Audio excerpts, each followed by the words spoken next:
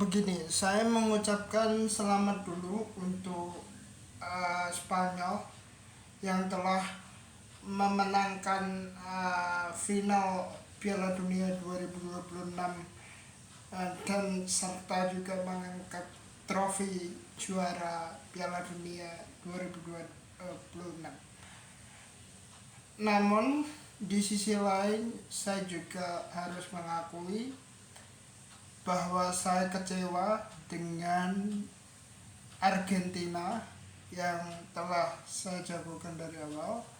Namun demikian, saya mengatakan bahwa itu hasil yang bagi saya atau menurut saya dalam kondisi sekarang, menurut saya pribadi itu adalah hasil yang sangat fair untuk uh, persepak bolaan dunia, khususnya uh, perbendaraan untuk level kejuaraan selanjutnya, apakah itu kejuaraan kejuaraan Piala Dunia atau di non non bottleneck bawah, uh, tidak non Piala Dunia. Oleh karena itu saya uh, uh, memberikan apresiasi untuk FIFA di bawah Presiden FIFA Gianni Infantino yang telah menggelar Piala Dunia 2026 dengan sukses awal sampai akhir. Namun kesuksesan Piala Dunia ini tidak terlepas dari kritik masyarakat, kritik para supporter dunia terkait dengan kepemimpinan wasit wasit yang berlisensi FIFA. Terlepas juga ada kontroversi dari VAR atau VAR, VAR checking. Nah, dari situ saya mengapresiasi langkah FIFA yang telah menggelar turnamen ini secara simultan dan tidak merugikan siapa-siapa, tapi justru merugikan supporter. Itu satu. Kedua, melihat bahwa dengan selesainya Piala Dunia 2026 ini, saya sendiri akan fokus di Liga domestik, baik itu BRI Super League atau dalam waktu dekat ini Piala Presiden 2026 yang memasuki edisi ke-8. Nah, itu yang saya mau sampaikan berkenaan tentang bola.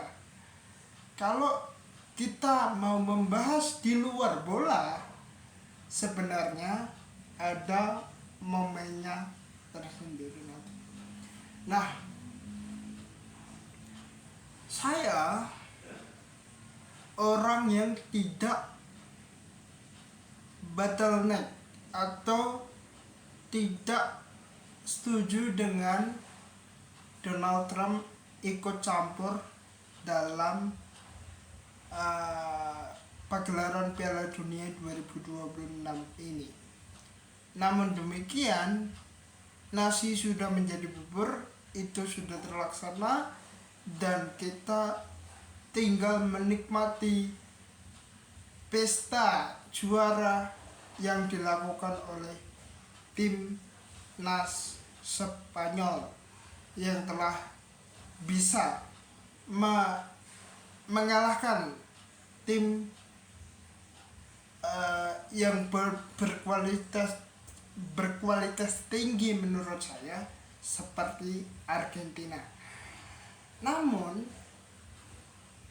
di luar daripada itu, saya mau sampaikan bahwa hari ini mekanisme Piala Dunia 2030 itu sudah riak-riak. Kita tahu AFF Challengers Cup contohnya yang nanti tanggal 27 ini akan digelar dan tanggal 24 ini akan digelar dan sampai dengan tanggal 24 Agustus nanti. Namun demikian, itu kenapa saya nyorotinya adalah AFF Challenger Cup ini, karena ada ikut sertanya Indonesia dalam untuk meramaikan kasta kedua di kompetisi Asia atau seperti agenda timnas AFF Challenger Cup ini. Nah, meskipun saya belum yakin 100% bahwa saudara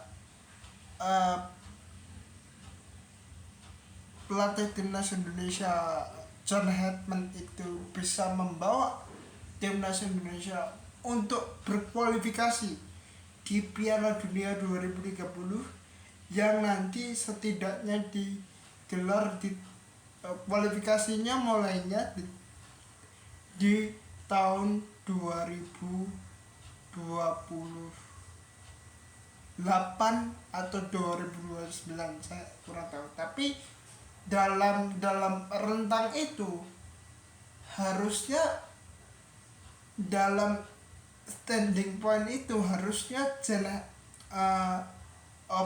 Hartman bisa merepartiarki untuk mengatakan besar kemungkinan atau non-binding progress atau non-binding progress. Itu yang saya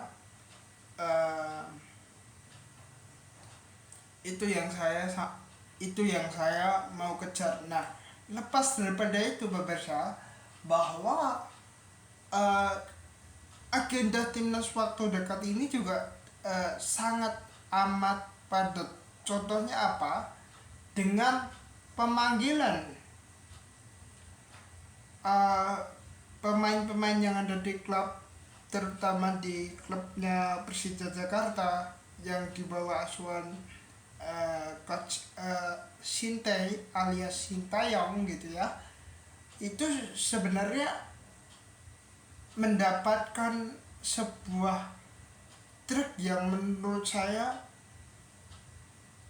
itu tuh bukan illegible tapi faktualisasi.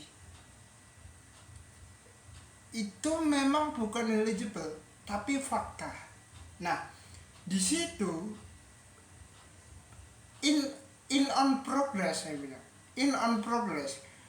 Saya dari awal mengatakan bahwa manajemen jangan takut untuk meng-hire pelatih di luar John Hartman.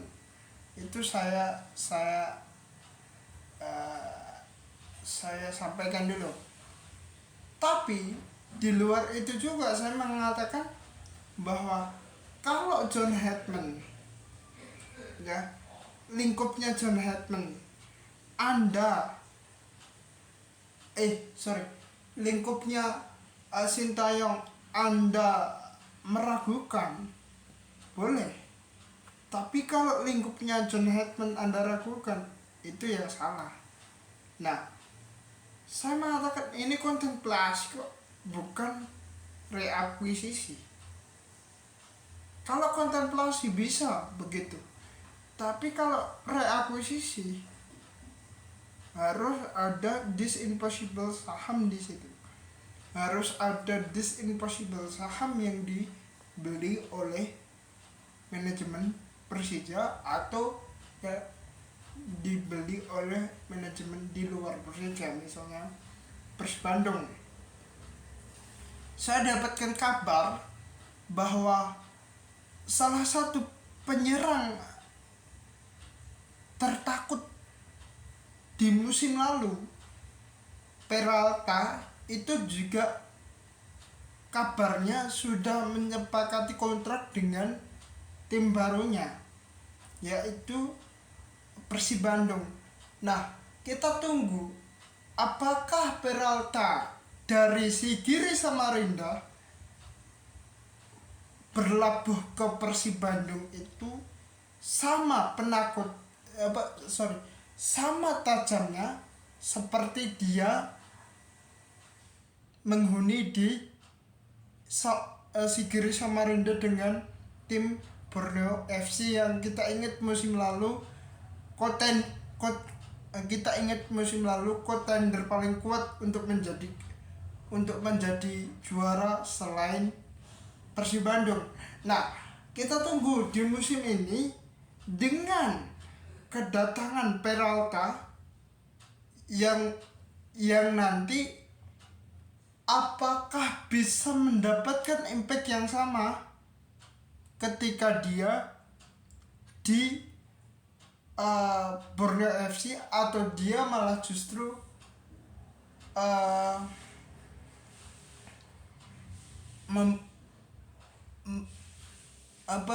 masih butuh pendapatan waktu untuk melakukan